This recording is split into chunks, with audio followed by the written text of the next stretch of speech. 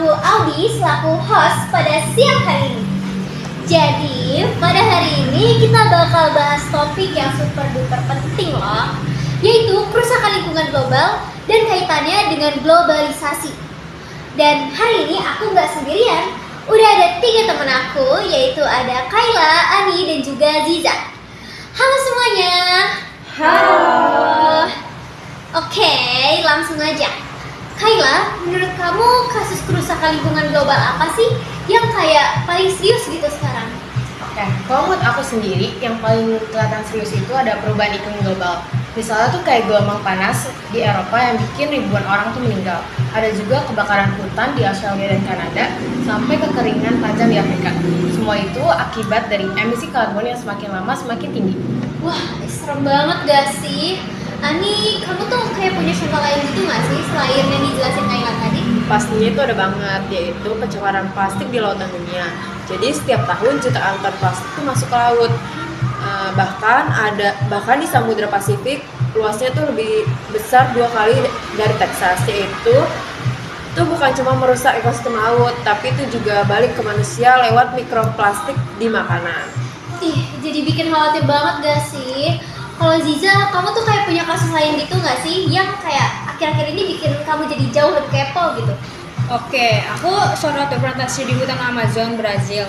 Amazon itu kan paru-paru dunia, tapi di hutan di sana tuh ditebang buat perkebunan dan peternakan. Akibatnya emisi karbon tuh menaik, deforestasi dan ribuan spesies kehilangan habitat. Ini jelas masalah global, bukan cuma masalah Brazil.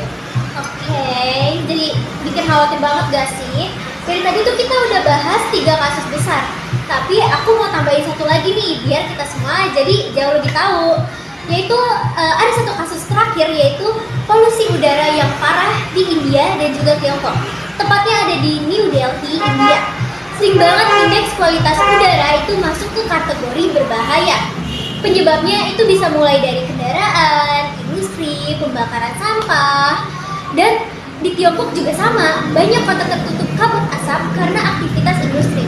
Ini nunjukin kalau globalisasi itu bikin pertumbuhan ekonomi cepat, tapi lingkungannya itu malah jadi korbannya. Nah, dari 4 kasus tadi, yaitu ada dari perubahan iklim, sampah plastik, deforestasi, dan polusi udara, itu semua ada kaitannya sama globalisasi.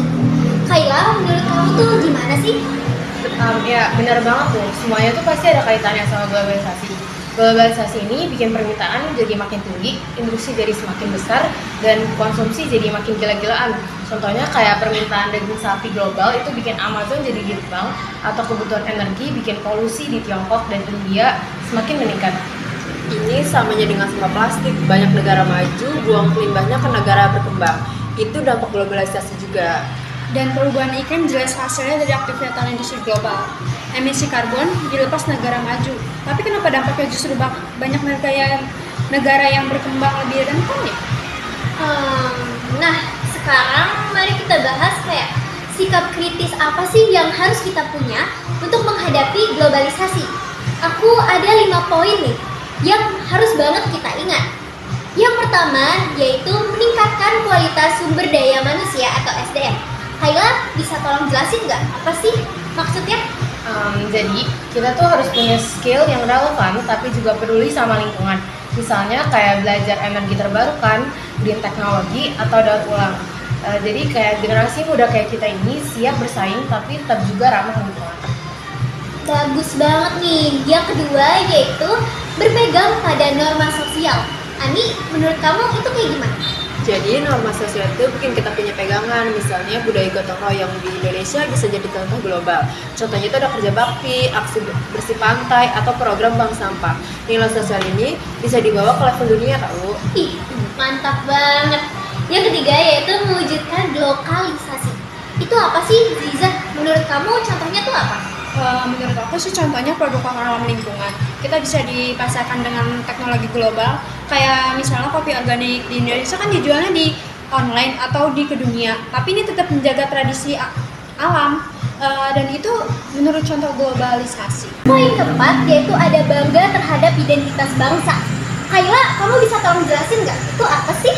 Kalau misalnya kita Cina produk lokal, otomatis mengurangi impor barang yang produksinya bisa merusak lingkungan. Misalnya pakai batik atau tas anyaman lokal, bukan fast fashion yang impor yang limbahnya bisa jadi gila-gilaan. Setuju banget nih. Terakhir yaitu ada gaya hidup ramah lingkungan.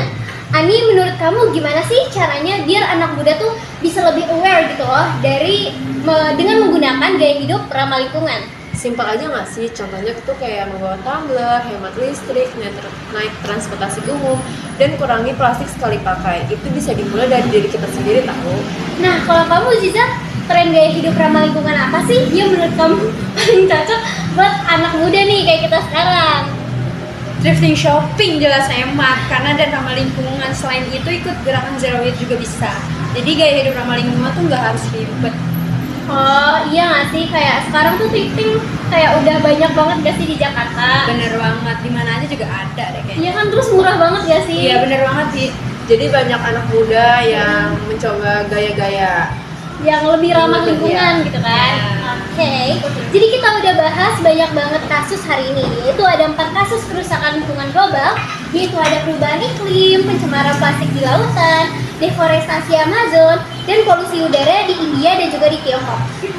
Semua ada jelas hubungannya dengan globalisasi. Tapi kita juga punya jalan keluar lewat sikap kritis seperti meningkatkan sumber daya manusia, pegang norma sosial, wujudkan globalisasi, bangga pada identitas bangsa, dan terapkan gaya hidup ramah lingkungan. Iya benar banget tuh, pokoknya intinya kita nggak bencuan sama isu global. Jadi mulai dari hal kecil tapi konsisten. Nah, setuju banget. Kalau semua orang bergerak, perubahan-perubahan pasti bisa terjadi. Setuju banget nih, makasih banyak ya buat Kayla, Ani, dan juga Ziza udah datang ke podcast Ngobrol Aja pada hari ini. Semoga podcast ini bermanfaat dan sampai ketemu lagi di episode berikutnya. Bye-bye!